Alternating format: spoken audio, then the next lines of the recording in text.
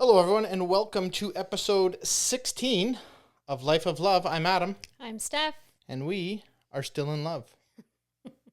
Yeah, we are. And partly because of tech. So that's what we're going to actually be talking about today is digital intimacy and can you keep love alive with tech, or at least have it help you.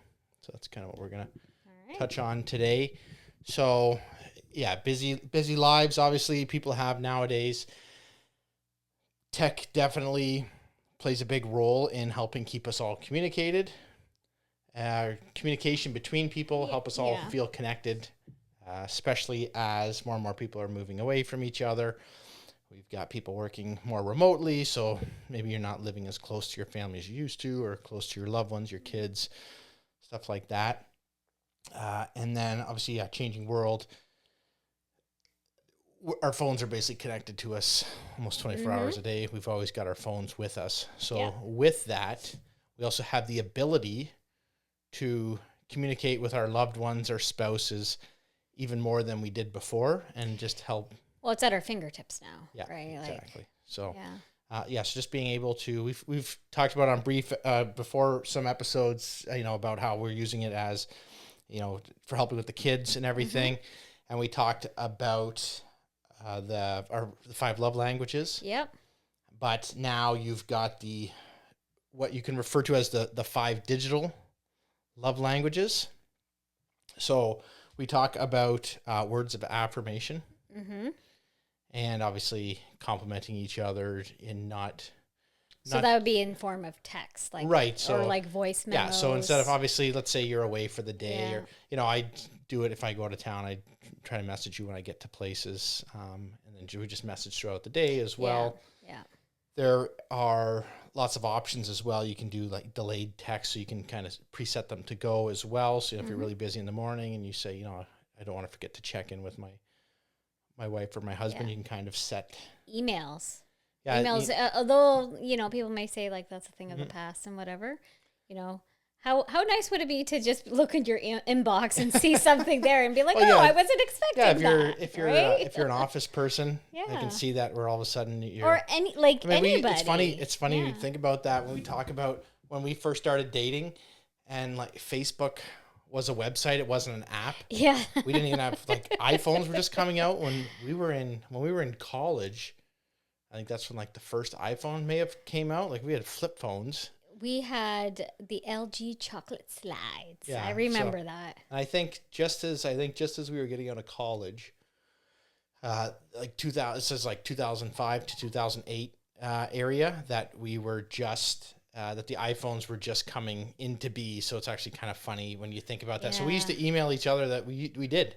We emailed each other for fun. Yeah. We used to email each other. Yeah, because it was it was the messaging systems, right? It was ICQ, MSN. Yeah. And then everyone had an email. And everyone had a right? Hotmail back then. So so if you couldn't go on Messenger, let's say you're at school, they don't have Messenger, but you could obviously log into hotmail.com. So I remember we should just send 10, 20 emails. And so I was off I took it was basically about half a year off. I kind of worked too in between high school and college, but you were still going to high school. Yes, so I took an extra year. Yeah, so we would email each other back then. Of course, now we've got texts and you can do voicemails and voice records, voice texts and memes and all that stuff. Yeah, the memes. So, I love those memes. Yeah, when you think about just sending stuff back and forth like that. Moving on to quality time. So if you're digital, I used to do this back when we first got married. I don't know if you we hadn't had Ethan yet. But I would just call you on my second break all the time. Back then when I was on a site, we were working late on the one site, so we weren't usually done till after 5 every day. So I would just call you for 10 minutes on that break. So that's something we used to do then. So that was kind of quality time that we did. But nowadays, we've got Zoom. Back in the day, people used to do video calls as well. Yeah. But now, now with the... It's not like not like it is now. Now, with the advent of Zoom, I remember when we went to Florida with the kids the first time, and we just got your mom an iPad, I think that Christmas, right? And she was so happy that we were gone for 10 days, and she was able to Zoom with us and see the kids regularly because she was used to seeing them every day, basically. All of a sudden, you don't have them anymore. There's options to, you can watch movies together remotely. Our oldest does that with his friends. So they can all log into something, and then so he's got it playing on his Netflix. But they're all able to chime in, so they can all sit there and talk to each other and joke with each other. It's kind of a message board thing that they can talk back and forth. But that's a cool way to talk about that. I mean, I don't know if we mentioned ever on this podcast here, but our middle son, he had 2 friends. They were twins that moved away, and they were able to talk to each other online. They still do. They've got another friend that moved out to Quebec. Yeah. And then they rush home from school so they can all get online and play together. Yeah.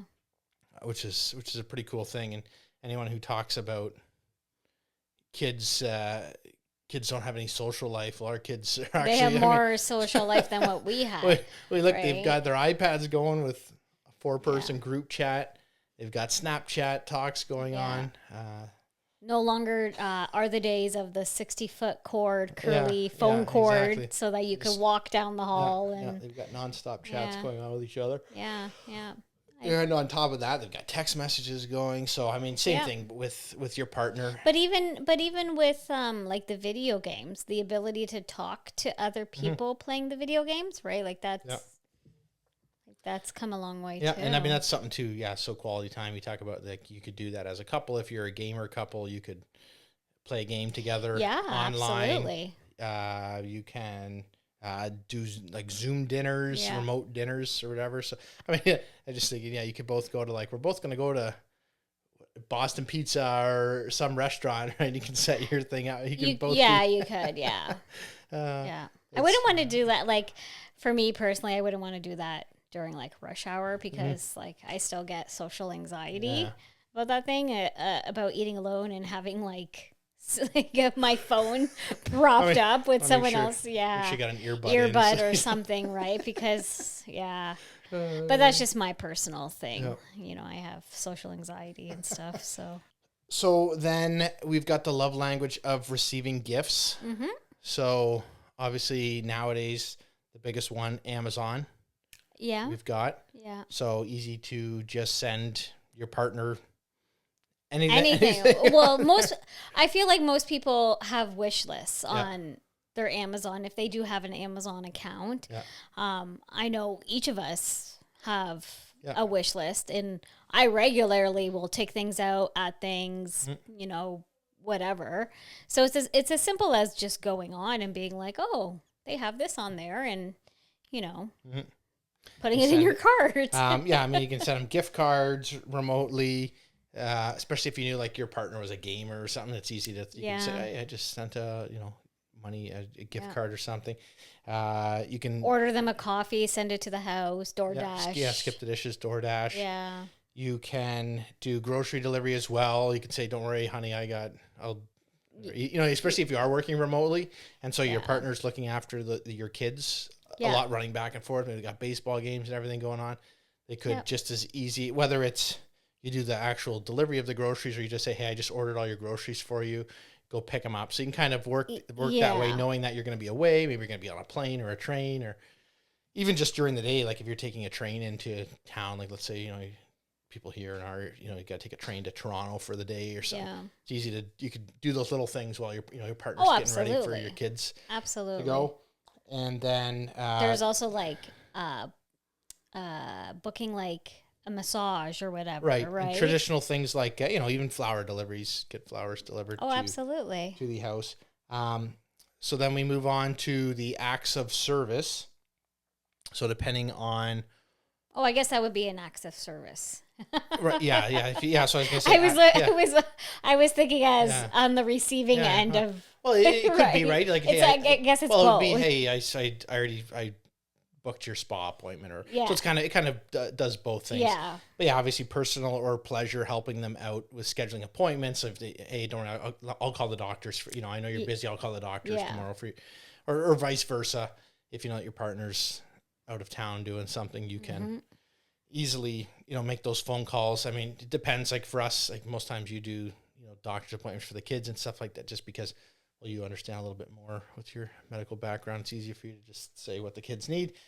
Most times you're taking them anyways, depending, because on your days off, it's easy for you to book that stuff. But if something changed, or maybe you had to go outside, maybe you had a conference or something, then you can always reverse those roles. Or if you're working remotely still, I mean, let's say you go away to a conference for a week, you can, don't worry, I can call remotely and call the doctor. So that's a good thing there. You can help them either manage their calendars, clean stuff up, and just help any way possible. Whether it's, if they got to book a flight, or you can check them in for a flight or something, like lots of different options that are out there, just depending on what they do. And then the last one is physical touch. Obviously, when I first thought about this thing to talk about, I was actually just going to talk about the relationship robots. But then obviously I started like spitballing with ChatGPT on different, like what this all means. And I came up with the 5 love languages. It's like, cool. Then I got to physical touch, and it's like, well, there's nothing really, but so is different things. So there's touch bracelets, or if you've got the smart watches, we just talked about that. You could.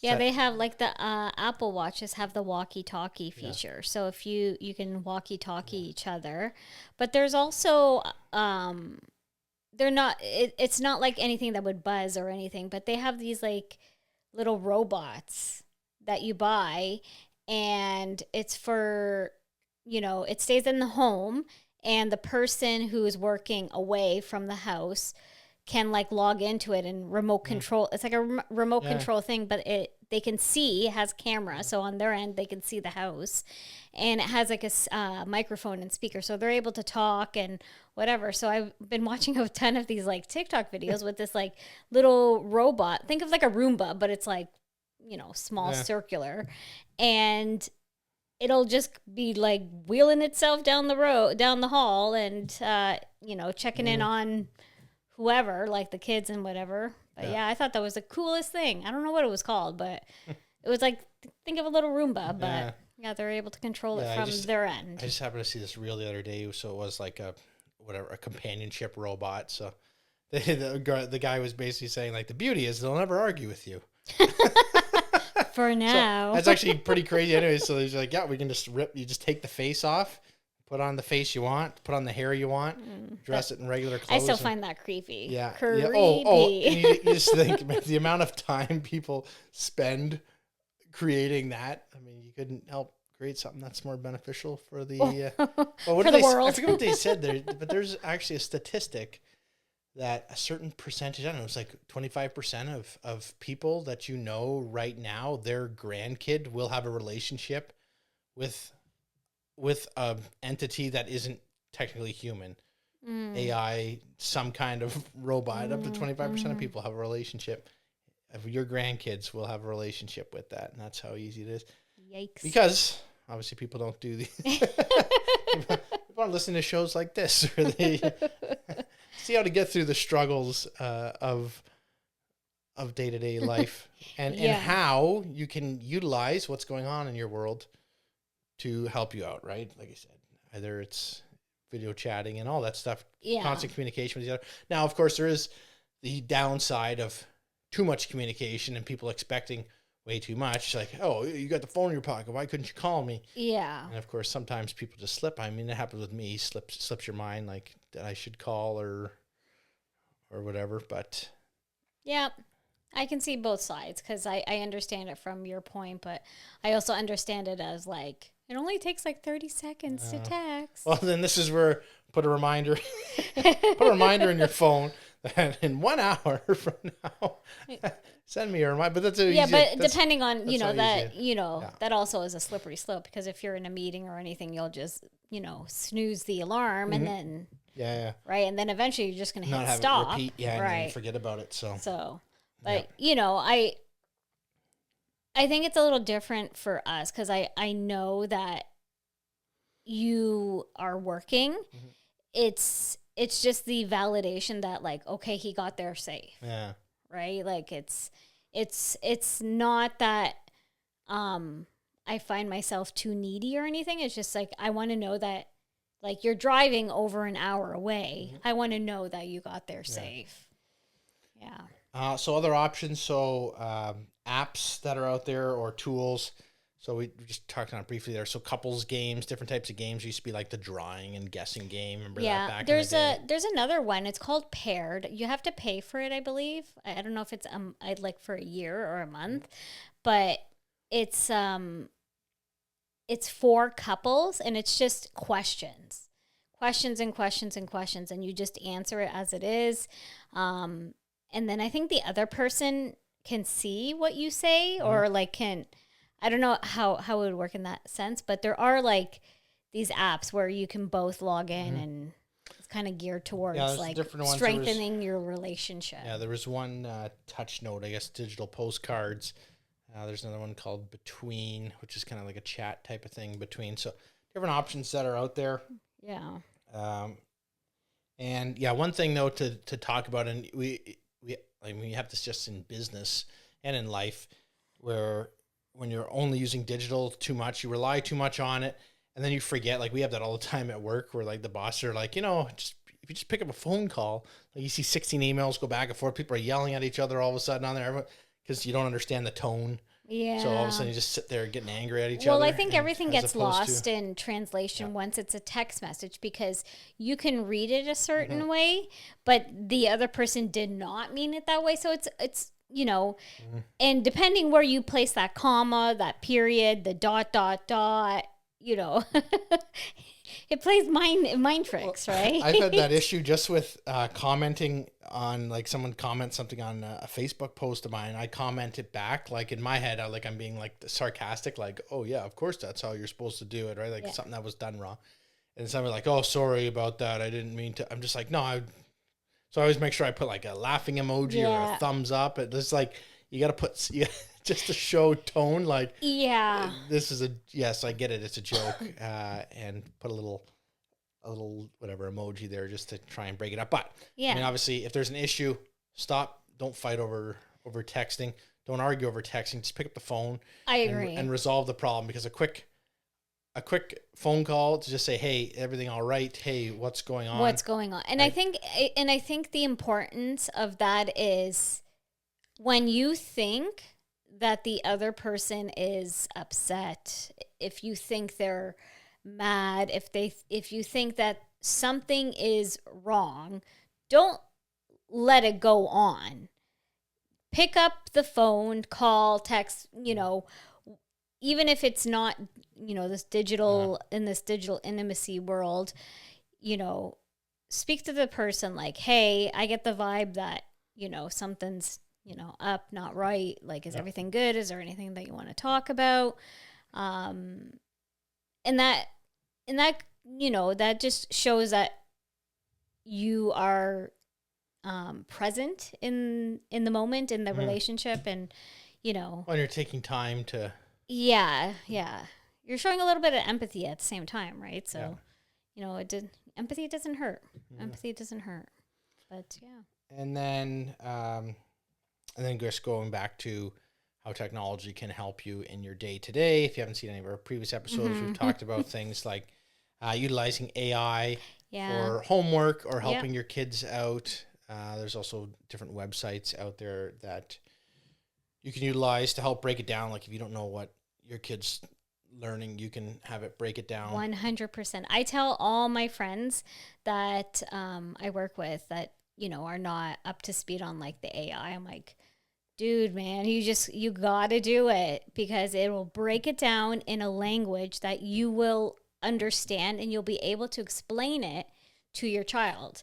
Like, you can literally take a photo of the math problem, the English problem, the history problem, and put it in there and just be like, explain it to me as if I'm 5, 6, 7, 8 years old. And it will do that. And it's like so cool. So cool. Yeah, even just doing taxes, for instance. I was just throwing in there, like, what does this mean? What should I put something here? I was going through TurboTax. Yeah. And then it would tell me, yes, you should click this. Tell me more about yourself. And then it'll help you. So all of a sudden now I'm speeding through getting this stuff done. Like I've got Grok, I've got Chat GPT, and I have Copilot. So I use those. I use those things regularly. And I have Gemini on mine. I use Gemini. And then we've got Playground for playing around and make like digital images as well. So lots of different options that are out there to help you with your day-to-day. You wouldn't believe like how fast things come. I'll search something real quick online. If I can't find the answer within like 5-6 seconds of just scanning through, I'll throw it into AI. And then say, hey, this is the problem. We just had to get the kids' Minecraft game to work. Throw it on there. Hey, can you explain this? Can you now give me a website to it? And then it sends me to the Microsoft. Yeah. And it's like, oh, you must not be logged into this, your Microsoft store. I wasn't logged into the Microsoft store. I was only logged into the Minecraft game. And so it wasn't linking together to say that I had purchased it. Anyway, so frustrating for the kids, frustrating for me. And then I'm like, okay, let's just take a step back here. How can we figure this out? Let's get Grok to make us to walk through step by step, and we did it, and so that's good. Digital calendars, we talked on briefly with like the love language and stuff, but just being able to know who's got what sport that day, who's taking him there, who's got, we've got business trips, who's working where and when that day. So just being able to see it all, but also sharing the calendars and stuff too. So, I'll often screenshot my schedule and be like, this is my month. When you ask like, oh, what days are you free? I just said you, this is my month. And then if your kids start working too, then you can put in their work schedules, and then who's picking them up, who's picking up where. Do you need help with grandparents or something that can do that there? AI. We've used AI as well for helping with recipes and 100% meal planning. I've used it to help me with my business. I ask it questions. It gives me answers. Yeah, we were researching, what's the best, like Steph's got a decorative candle business, Able & Co. If anyone's looking, you can search that up on our social medias there. But how to buy a wax melter, which wax melter? Can you give me the top 10 that are out there? Okay, cool. Okay, we've seen these before. Can you compare these two together? Yeah. So just right there saved us an hour or two. And then from there, you could quickly do your own research, watch a couple videos. And so now we've saved more time that now we can. Yep.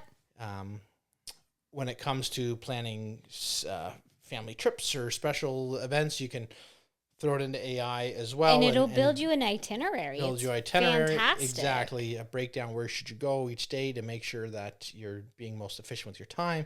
Yeah. Discounts that are out there, possible cost savings. Yep.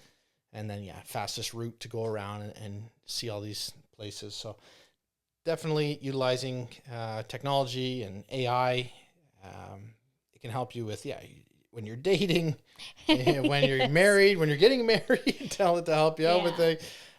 It can help you in basically all aspects of your life. If you have a question, it will do its best to give you the most correct answer. And if it doesn't know the answer, it will tell you, I don't know. Yeah, or give you more information. Yes, or like give me more information, et cetera, et cetera, et cetera. But I think as the world evolves, people will start using it a lot more and seeing its benefit a lot more, especially if for the stay-at-home moms, like the recipes, the meal plans, and everything. Well, and something's wrong with your kids. My kid's is acting up. This is the symptoms. It's actually pretty funny that you can have all these little different tips and tricks, like that you might be able to help you out. I wouldn't go to AI for medical advice. Well, sure, but a little bit of stuff's like, why is my kid cranky? What could possibly? Right. I mean, once you get good at a kid, right? They're either hungry, need their diaper, if they're colicky, need their diaper change, or they want to sleep. Teething things, colicky remedies, right? Like there's just so many uses for it. It doesn't even have to be like for academics. But we stress the importance of it to our kids. Like you can put your work in there and it can proofread, check your grammar, your punctuation. So that when you do hand it in, it is going to be your best work that you're handing in, because just an extra double check there. Even our oldest has finally said, don't worry, I'm almost done. Then I'm going to throw it into ChatGPT to double check for me. We're like, okay, there you go. Good. Yeah. It'll help you out with your spelling. And exactly. But also stressing, like, it's not there to replace you. It's not there to do your work. You still have to put the work into it, because teachers know there are programs out there that will throw in your assignments into these AI checkers. Yeah. And you will fail, especially at the college, post-secondary level. there is zero tolerance for that, and you will be kicked out. Yeah, there was just a video I watched, and like the thumbnail was, AI won't replace you unless you let it. Yeah. So, yes, AI is an amazing tool, and obviously, like we just talked about it, like AI can replace a partner for you. If you really, in a sense, if you really want it to, if you know, right? If you let it, it can. But obviously, if you with the right, techniques and understanding, it doesn't have to. When it comes to work, AI can replace you fully, but it doesn't have to. You can control it to create either a new opportunity for you at work or to increase the efficiency of you at work. That then just benefits everybody and the world around you. Yes, I 100% agree. Yeah. All right. So, anyways, that's our discussion on digital intimacy. So let us know in the comments or on social media. Do you think that tech can keep love alive? Yeah. Tell us. Or are you interested in one of those AI relationship companionship robots? Let us know as well. Oh man. I still say human interaction is still top tier. Yeah. All right. So thanks everyone for watching. If you made it all the way through, remember you can check us out on Spotify, Apple Podcasts, and YouTube. And on YouTube, we usually put out a clip or two every day of the show in case you don't have time to watch the full episode or you want to hear what the episode is about. You can check it out there. But we appreciate everyone who checks us out and comments every week. And with that, we will see you next week. See ya.